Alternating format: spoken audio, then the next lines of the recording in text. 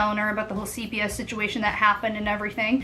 It was really late. It was around 10 p.m.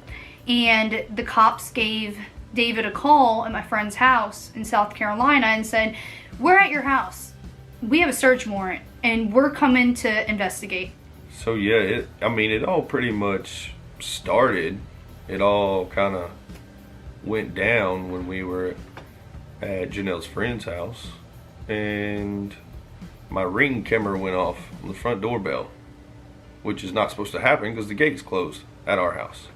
But we were in South Carolina, and it was the sheriff, and I could see on the camera that there was like 12 police cars in my front yard, which was pretty shocking.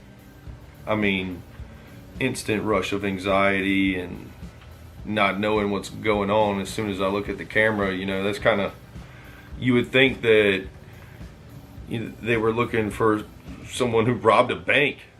And David literally said, "Well, can you wait until I get home, because I really need to like be there for you guys to go inside my house. Can you not kick down my door?" And the cop said, "Well, you better hurry up and you better get here or we're gonna kick down your door." It was insane. And then they told me that they had a search warrant. They were going to enter the home whether I liked it or not, if I'm not home within 30 minutes.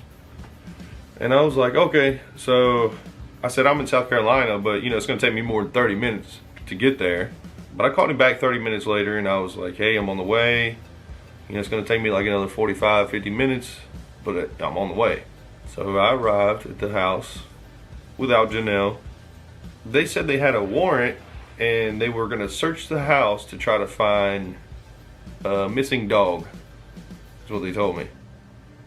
And I was like, well, there's definitely no missing dog in my house. And they said, well, we need to find your wife's dog. You need to tell us where it's at. And I was like, well, for one thing, if there was a dead dog, it was not going to be in my house. So when they asked me, where's the dog? Where's the dog? I was like, the dog's right there. I was talking about Jax. Jax was our pit bull that we had for a while. He started killing all of our farm animals, so we gave him to a friend. But when he was asking, where's the dog? Where's the dog? They were kind of crowding around me like they were going to just arrest me, which they didn't have an arrest warrant. They had a search warrant. So I was like, well, there's Jax right there. I don't know what you're talking about. So I basically just played dumb the entire time. I had nothing to tell them. Anything that I did on my property, with my property, was absolutely none of their business. David was like, I gotta go. And my friend's husband went with David, and they drove all the way up to my house in North Carolina, which was just an hour away because we're really close to the border of North and South Carolina. So it wasn't too far. And then when David got there, they wanted David to stand in the kitchen and not touch anything, not go anywhere, and they wanted to search every room in the house. And basically they said they were searching for the dog. As soon as he walked in the door, I pulled up my Ring camera. I have a Ring camera at my front door and in my living room, and whenever it has any motion detected, it'll automatically start recording.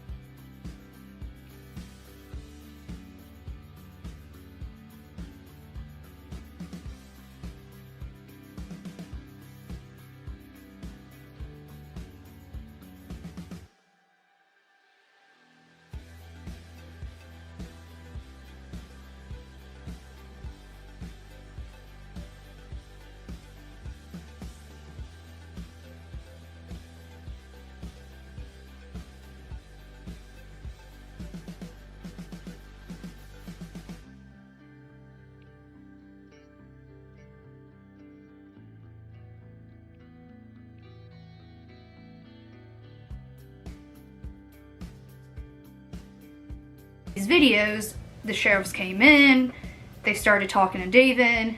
There were so many cops in my house. David actually was recording from his phone at the same time. They didn't really ask me too many more questions. You know, they kind of knew that I wasn't going to talk, which that's one thing you always have the right to do, especially if you don't have an attorney present. Don't talk.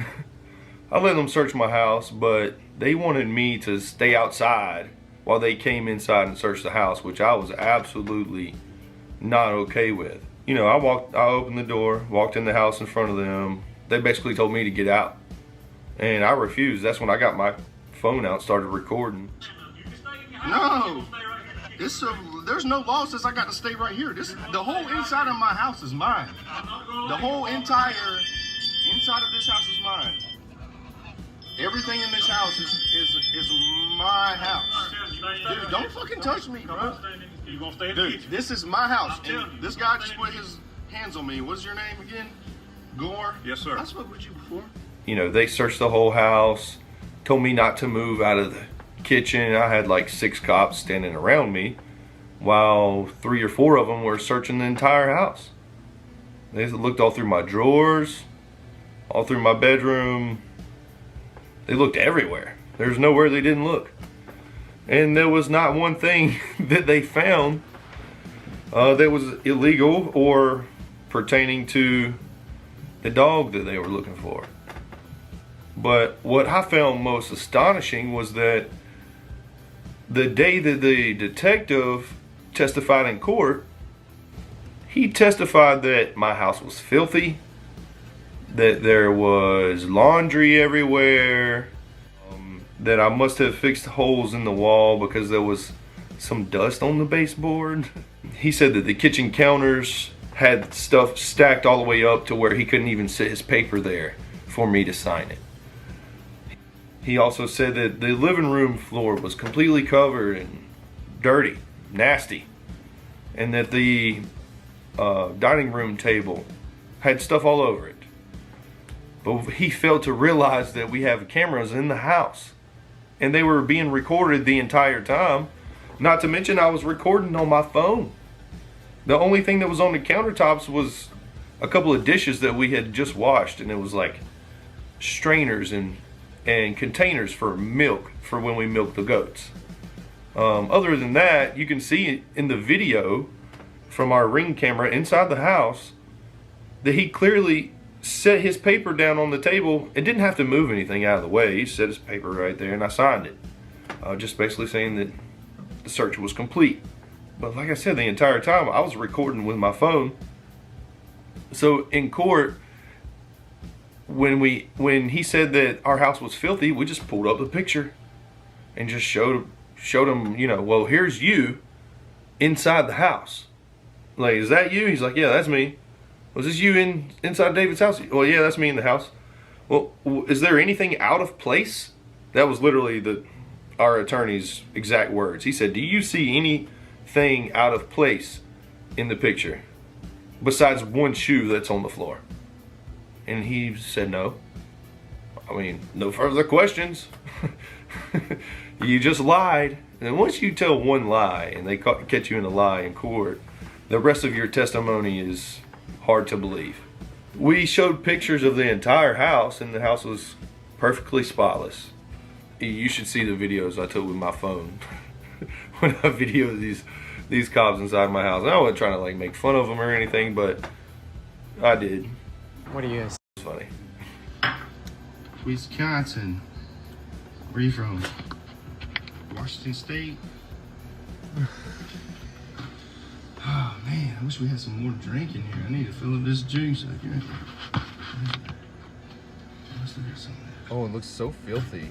I'm filming you guys in case you just start running at me all of a sudden. Which there's more cameras in So the house. filthy. There's some you can't see, because you don't know what to look for. So there's Because cameras all around my house. You don't even see them. I told I you got that. cameras you don't even see, bud. Because you don't even know what they look like.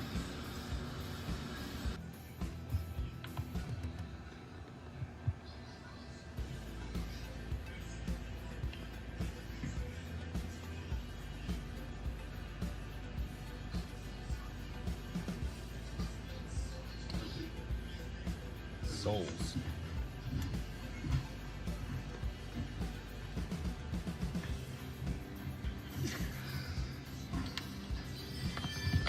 How come you don't have a badge on? What's your name? You're required by law to tell me your name. You're in my house. No, you are, actually. So what's your name? Why? What's your name? You're in my house. If you're not gonna tell me your name, you're trespassing, and you can leave. So what's your name? You see if I can do that. What's your name? No, well, I'll figure out who you are, and I'll just have you charged with trespassing. It's fine, do that. So what's your name? You're not gonna tell me your name? He told me his name.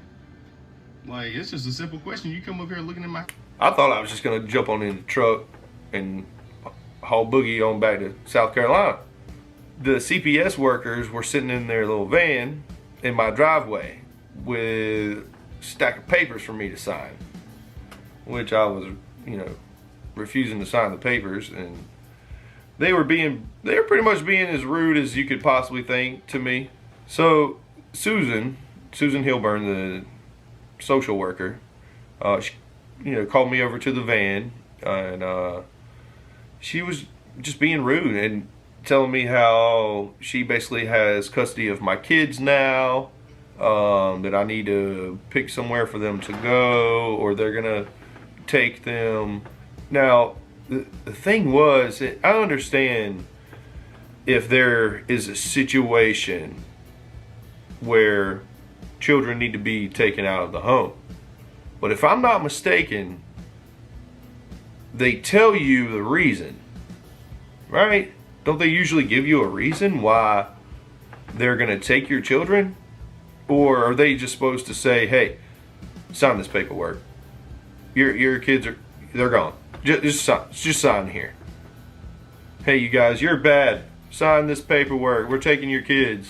Like, what is that? You can't just not give somebody a reason why you're taking their kids or taking custody of their children and expect them to just be okay with that. Like, I'm getting ready to flip my lid because they're telling me they're taking custody. And, I kept it as calm and cool as I could. I took a video of the whole thing. But, I pretty much told them when they said they were going to be a foster supervisor or whatever, I told her, you're not going to be shit. You ain't going to have a job when I get done with you. And that's what it should be. In my opinion, they both should have lost their jobs. Especially if you're in that position where your job is to remove someone's children from their home, then you need to take that way more seriously than what Susan did. And in my opinion, if you take someone's kids away for no reason, you deserve to go to jail. That's just the way I see it. After the search warrant was done, there was nothing found, and the police just went along their way. Well, when we went back to court, one of the investigators that was in the video, we have the cop go back on stand after lunch break, and my lawyer pulls out all of the Ring camera footage and goes, "Does this look dirty to you? Oh, there's one shoe on the floor over there. But is the house out of the ordinary? Is it unorganized? Is it dirty?" And the cop said no. So why, Detective Jacobs, why did you lie? Why did you lie about that? Why? It blows my mind how everyone's so against me. Yet I had everything in order, complete order. I have my ducks in a row. I take my kids to their doctor's appointments, take them to their dentist appointments. I have health insurance for them. They get their shots, which I'm probably against now because of everything that's coming out about vaccinating your children. My kids were in school. They're making good grades. Marissa's grades started going down when she got taken out of our house. I emailed Susan Hilburn multiple times telling her Marissa's her grades are going down. And Susan apparently never told Marissa. And then when we got Marissa back eventually, we had to catch Marissa up because she was about to fail the grade. And it was because of me and David speaking, communicating with the school, letting them know what happened, and letting her make up her work is the reason why she passed her grade. And it's just sad that it comes down to it. It's like CPS wanted to start this big tornado, but they had no evidence, fake allegations against us. It was all, what, for them to profit off of us, for them to try to exploit us, for them to try to take my kids away forever. I have no idea. I have no idea their true motive and what they were trying to accomplish, but it didn't work. Cops are now saying teen mom Jenelle Evan made up the story about her husband shooting their dog. Okay. Oh, goodness. Psychos. The sheriff's office claims it was all just a publicity stunt by Jenelle, and the couple are no longer facing any charges. Okay, if people are getting arrested for licking ice cream, then how the is this piece of trash not in jail? I feel like is the real question. I feel like that was your Bill Maher moment. Okay. Okay. I mean, If people are getting arrested. This is Jenelle. This is Detective with the Columbus County Sheriff's Office. If you would, give me a call back at 910. Again, that number is 910. Be in reference to case number 19-1075. Thank you. Me being involved with the cops and the whole dog incident occurring, my first encounter with the detectives was when the dog incident occurred. I was very upset and angry. I actually left my house for 3 days, and I stayed with a friend in Wilmington, which is about 45 minutes from me, where I live. And I stayed with my friend for about 3 days, and during the day I would hang out there, but at nighttime I would go pick up the kids from school and daycare, bring them home, and we would just go straight to sleep. I'd wake up, leave the house again, do the same thing, hang out at my friend's house, go get the kids. I would do that pattern for about 3 days. During those 3 days, I had not Detective Jacobs, but his boss, his sergeant, he called me. He left me a voicemail saying he wanted to talk about the dog incident. The sergeant left me a voicemail and he said, "Look, Jenelle, we need to know if this situation is true, false, a publicity stunt, because I have rape victims in cases that I really need to focus on, and if this is a big hoax, I need to know."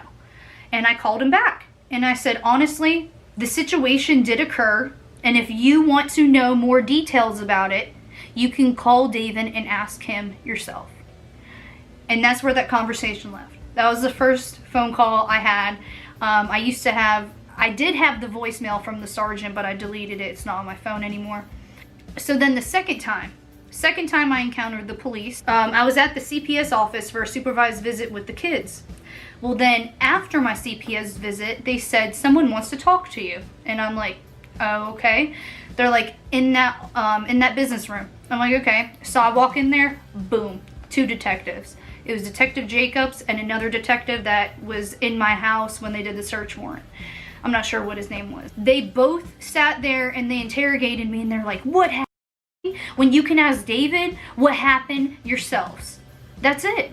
After interrogating my house for 3 days, and I stayed with a friend in Wilmington, which is about 45 minutes from me, where I live.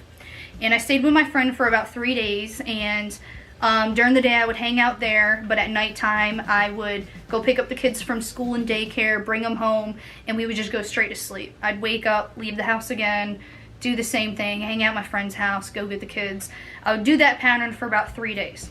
During those 3 days, I had not Detective Jacobs, but his boss, his sergeant, he called me. He left me a voicemail saying he wanted to talk about the dog incident. The sergeant left me a voicemail and he said, "Look, Jenelle, we need to know if this situation is true, false, a publicity stunt, because I have rape victims in cases that I really need to focus on, and if this is a big hoax, I need to know." And I called him back and I said, "Honestly, the situation did occur, and if you want to know more details about it, you can call David and ask him yourself." And that's where that conversation left. That was the first phone call I had. I did have the voicemail from the sergeant, but I deleted it. It's not on my phone anymore. So then the second time I encountered the police, I was at the CPS office for a supervised visit with the kids. Well, then after my CPS visit, they said, "Someone wants to talk to you." And I'm like, oh, okay. They're like, in that business room. I'm like, okay. So I walk in there, boom, 2 detectives. It was Detective Jacobs and another detective that was in my house when they did the search warrant.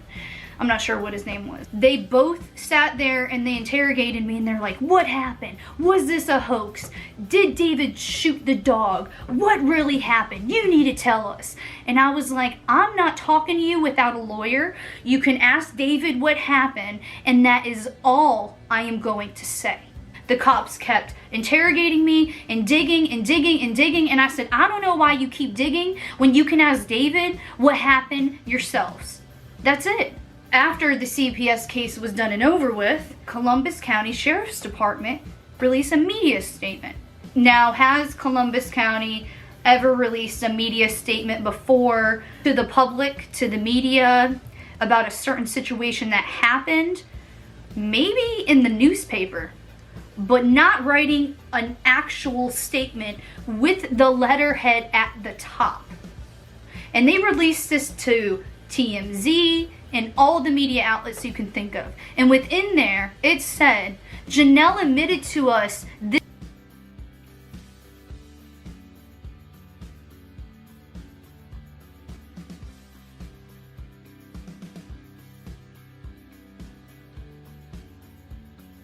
I never in my life admitted this was a hoax. Why would I do that if my dog isn't here? Where's my dog if this was a hoax? It really makes me upset, because then you had E! News speak about our issue. The news anchor from E! News go on and literally say, Jenelle did this as a hoax. I can't believe her. And they're talking mad shit about us. Then the commercial break is over. It comes back and she's like, I would shoot her myself. By the way, I want to shoot both of them for even alleging that. That's not okay. What are you talking? Did you ever call me? Did you ever ask me what really happened? Has anyone ever asked me what really happened? I really, really, really wish the cops filmed our conversations and our encounters. And I really wish either I did or they did. And I will never, ever speak to a police officer again unless my lawyer is present. And I advise all of you to do